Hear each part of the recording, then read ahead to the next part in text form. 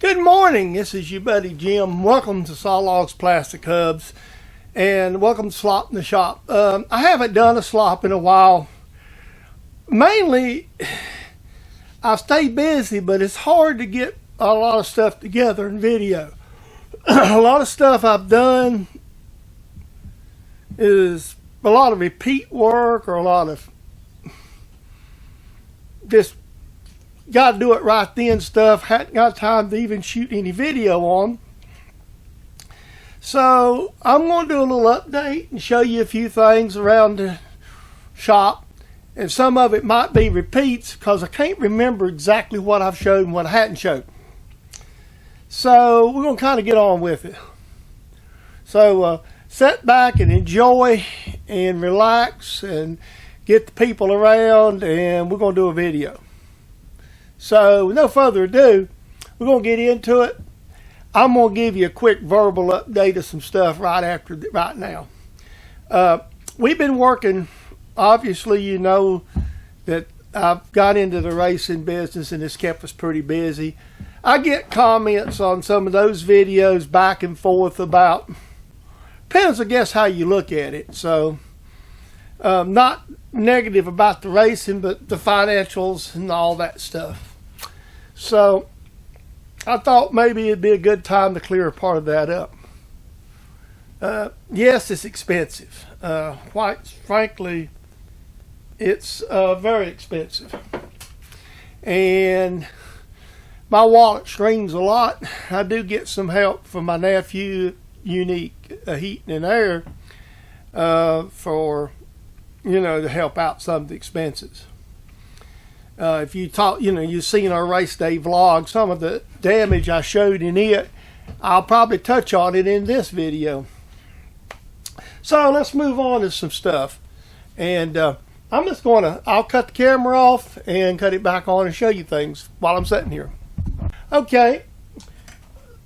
I don't buy very much stuff. Sometimes it depends on what I need. And I've been I use my bandsaw a lot. This is just a spare blade I ordered off Amazon. Actually, this one was actually really reasonable for my little Harbor Freight type saw. It's $25. And it's a Intus Pro Die. I like the stirrup blades. They're pretty good value for the money, and they last really good. And that's basically all I use. I've tried Lennox and I've tried some other different brands. And I haven't got any better or worse service, so I tend to stick with that. That's what I use in my horizontal saw. And usually I've got notes on my other one, so I usually order them too same way. So that's the first thing. Saturday, we was changing the gears in the race car. We run into a little problem, and we stripped some U-joint bolts, and I had to run to the parts house. This is kind of things that I do all the time. So right here's a set of new U-joints, bolts. We recently had to have a drive shaft built, which is pricey. But kind of what the deal is, and I'll explain it for young's that's not into this. We basically have to crossbreed between different manufacturers to get what we want. The gold standard, and I'll show you when we go out in the shop a little bit, is a Ford 9-inch rear end. These was put in a lot of Ford vehicles in the 60s and 70s into the early 80s. You can find them in anything from an F-150 pickup to a Torino, Mustang, or whatever. The difference is in the cases, and the more performance oriented, they use the better grade of cast iron and whatnot. So on our race car, I have two rear ends. One is a 567 ratio, and the other one is a 633 ratio. 633 we run over here at the short track. 633, I bought the whole rear end, which I haven't returned the rest of it yet, from a friend of mine who sold it to me for the center section. And then I gutted the center section, put stuff in it, and that brings me to this. This is a used one I bought off a racing site on the internet.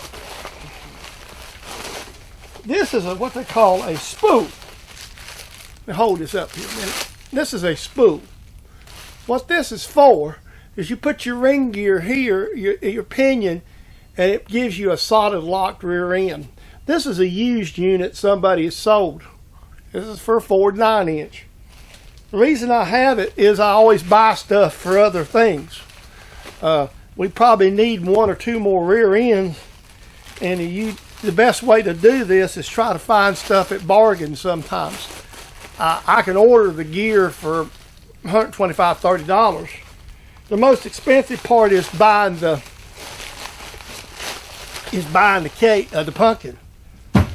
Fortunately, my last one I got at a real good price off a friend of mine named Robert Lark, and I ain't tuck his shirt in back, and it's been over a month. It's amazing he ain't shot me yet. I've just been busy. But it was out of a Ford pickup. So there was that. So that's all the stuff I've got here in the shop. I'm going to walk around and show you some other stuff. I'm going to give you an update on the race car shop. I don't know if I've done it since I finished it or finished a lot of it. So let me take the camera off. We'll walk around and look at that. All right there we got something come in the mail. Actually come in by FedEx today. I'm going to open it up. And I already know what it is. Something I just needed another one of. Keeping one of these at the race car shop. And I need one in the trailer. Pretty red box, isn't it? They don't give these things away, I'm telling you. This is one of those battery powered with a little M12 battery powered rivet. I just bought the tool because I've got plenty of batteries. So this is the tool. Same thing's probably nicer than sliced bread, I'm telling you. And this one come off of eBay, by the way. I'll get this to go on.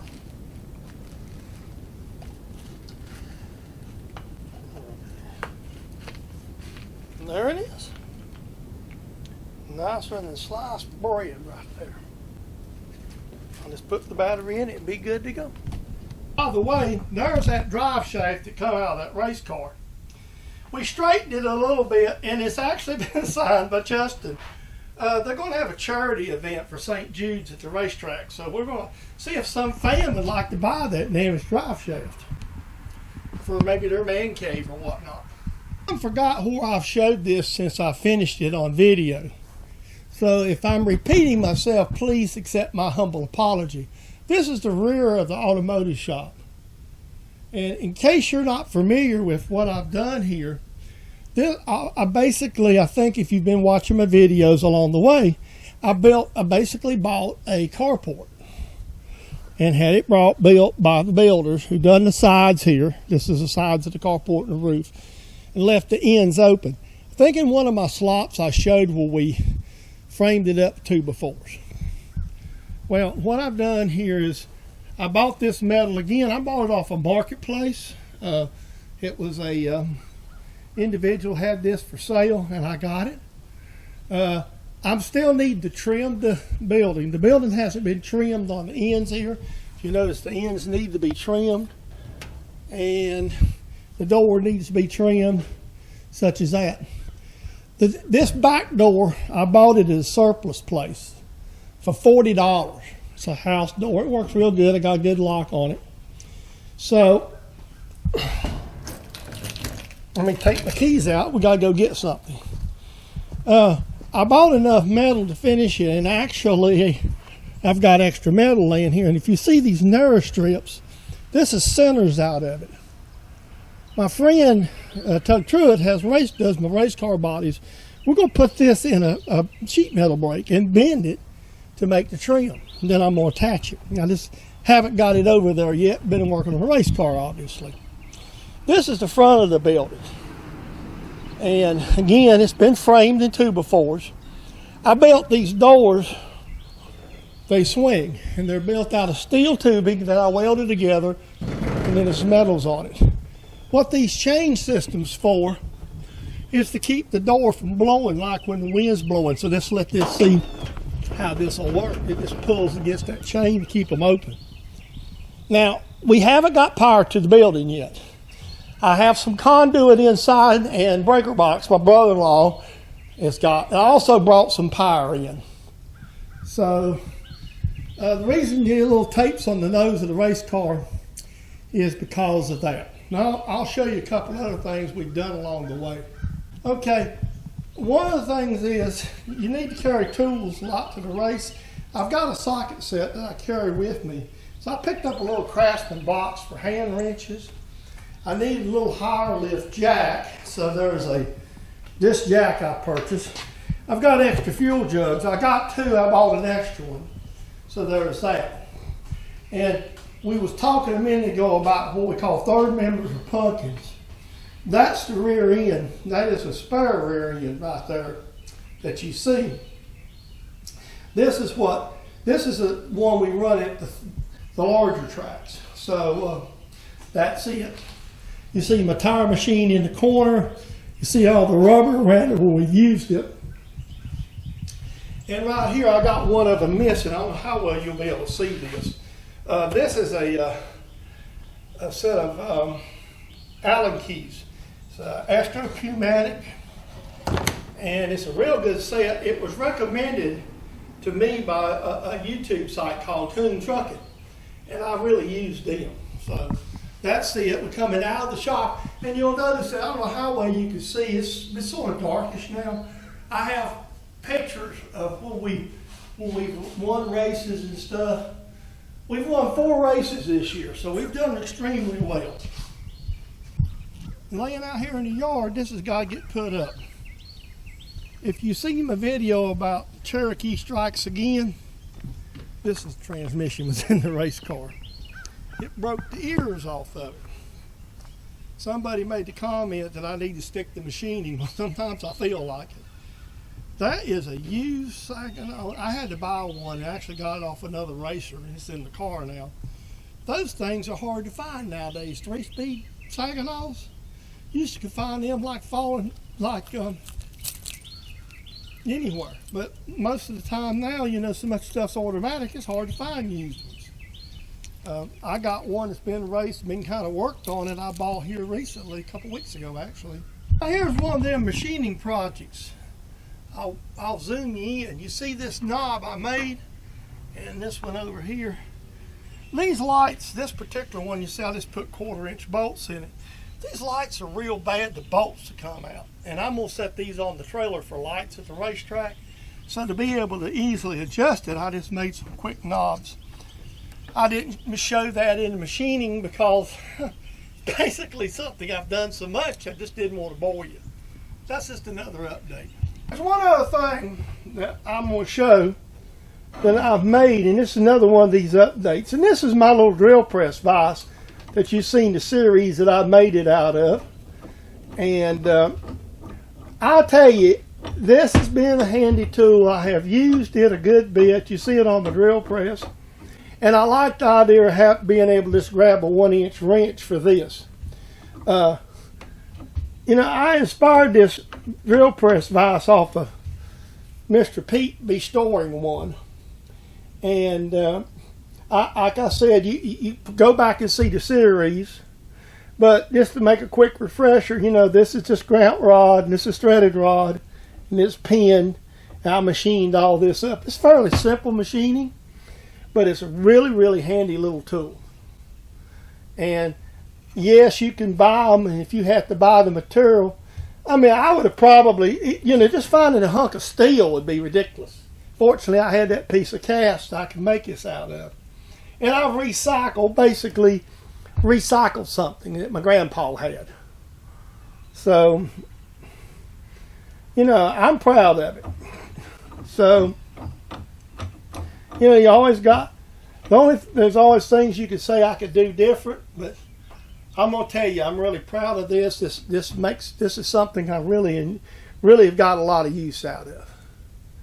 So I just thought I'd bring it on out here and show it to you.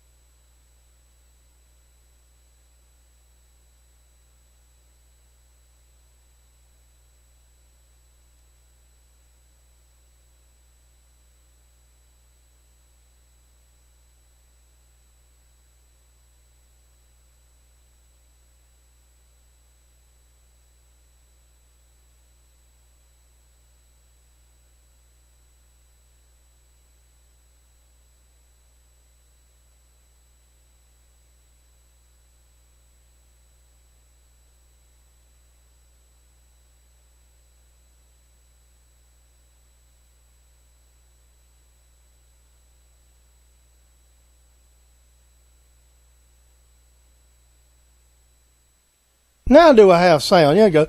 I forgot to turn the mic on, but I'm just going to run this as a quiet then just to see what it is. So there it is. One simple little nut. Well, guys, I hope, girls and all, I hope you enjoyed today's video. I mean, it's simple, it's short. I'm just sort of touching base about some of the things I'm doing and been doing and going on. I just ain't got a lot of stuff going on, and I just wanted to touch base on a few things, and I wanted to get back with you and just put something out there on the machine, kind of more of an update. I don't really have, like I say, it's sort of touching bases on, a lot of little things I've been doing. So with no further ado, I hope you enjoyed this. This is a copyrighted production. James Dedman Sawlogs Plastic Hubs. I hope you enjoyed my little update slop in the shop. And it's been a while since I've done a slop video. And used to, I could do it. I've got some things I'm going to do. We'll probably put in slop. We're going to run airlines to that shop out there. And hopefully we'll get some power out there in the next month or so. And I'm going to need it for the winter because that way it gets dark too quick now. I mean, even during the day when I do a lot of my work, it's still a challenge sometimes. So with all that being said, I hope you enjoyed the video. And I'm glad you stopped by. And it's just life gets in the way. I tell you, it's not just the racing. It's just that, quite frankly, my projects have gotten thinner and thinner. Because I'm not one who just makes stuff to be making it. I got to admit that I've got to have a purpose for it. And quite frankly, I just haven't seen anything strikes my fancy that I need to be flying into making right now.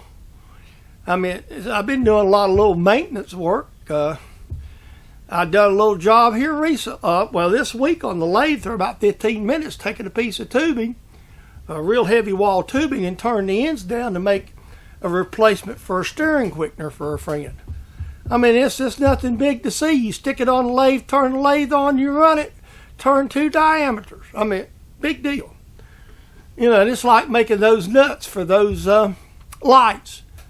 I just knocked it right out. I mean, you've seen me knurl and make nuts for lights or washers or breathers forever. So that's all it is to it. So I hope you enjoyed today's video. And we'll get back with you in the next video where we'll be working, on the race car, race day vlog, or some project in the shop. So there's some things that's going to happen. I'm going to move a toolbox. Eventually, all my mechanic stuff will be out there. This will be the machine shop where I'm at today. And I'm not planning on moving the machine shop out there. I don't see myself ever moving the machine shop out there, even if I decide to quit racing, because moving all this equipment would be the only way I'd do that is if I decided to make my shop bigger. But I think that I'm fairly well satisfied with where I'm at in machining. There's things you always would like to have. I could take that whole shop and convert its butt into a machine shop, and I'd have a lot of room. I could put in a surface grinder, buy a bigger lathe. Quite frankly, I just don't see the need in it for myself. I just don't have that many projects. So, with no further ado, we will see you in the next video. Hope you enjoyed my little update. Have a great day.